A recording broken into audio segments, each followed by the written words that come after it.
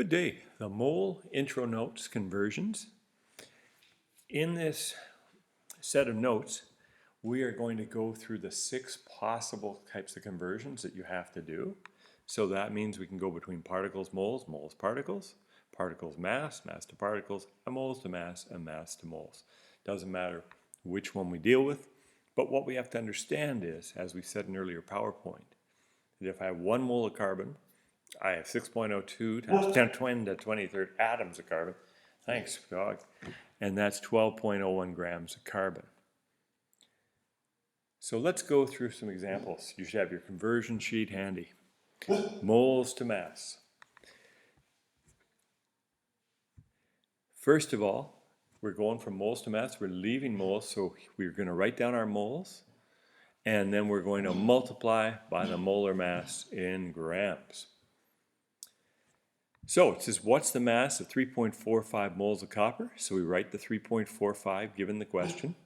I multiply by 63.55 grams per mole, and I get 219 grams of copper. Next example, I'm going from mass to moles. I'm doing what I just did. So instead of multiplying by molar mass, I'm dividing. Now we like this example with copper because it's just an element, and this one's just an element, so it's going to be no sweat. We write down in grams right here, tin. We look up tin, SN's molar mass. We divide, and we can see we don't even have a mole because it's 27.9 is less than the molar mass. So our number makes sense, 0.235 moles of tin, using that beautiful abbreviation. Now we're going to be on the left side of the chart, we're going to be going from moles to particles and then particles to moles. Leaving moleville, we're multiplying. We're going to multiply by Avogadro's number. Now carbon dioxide, know that's CO2. So 29.5 moles of CO2. We multiply by Avogadro's number. If we had 1 mole, it'd be 6.02 times 10 to the 23rd. If we have 29.5, so it has to be a lot bigger, and it is. 1.78 times 10 to the 25th molecules of CO2. Now what you see with that is we have to respect significant digits. So we did all that work on sig figs in the last section, so you can do it right with a mole. Particles to moles. Now we're looking at lead, the old plum bum. We're given the number of atoms of it.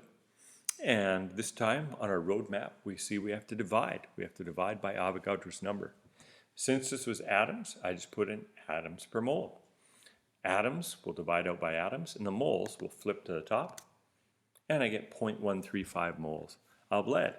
And that makes sense to get a number smaller than 1 mole because this number is less than Avogadro's number. Now, the last type, mass to particles, requires 2 steps.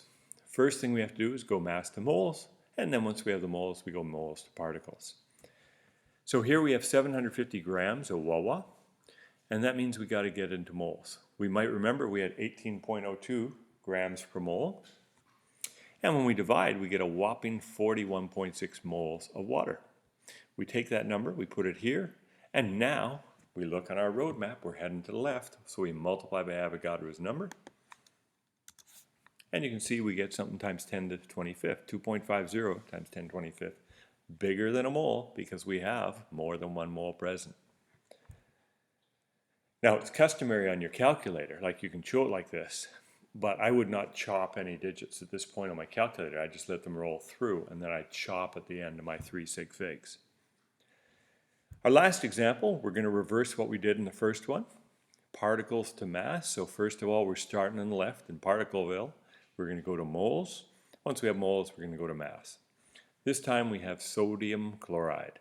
So we know we take this big number of formula units and we divide by Avogadro's number. Notice, because it's formula units, we just go and call it formula units per mole. This is how I expect you to show your units. If you want to abbreviate, a lot of people abbreviate down to form units. Please don't abbreviate down to Florida University. That could be offensive. Anyways, we arrive with 654 moles of Wawa.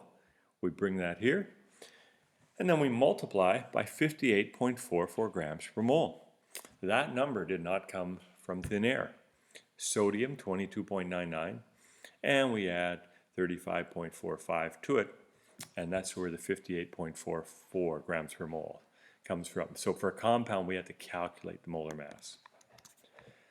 So we can write it out like that. That would be what I'd expect. Most times you put your answer in grams. Some people get excited and say, hey, let's put it in kilograms. Equally correct, but the danger is if you do this and you make a mistake, it makes everything wrong. But I'll be generous and give some part marks. So that gives you 6 examples of the 6 kind of conversions you will be doing. So when you get worksheets from the textbook and the booklet of information, make sure you look to this sheet for help and assistance and guidance in tackling these questions. They should become super, super easy.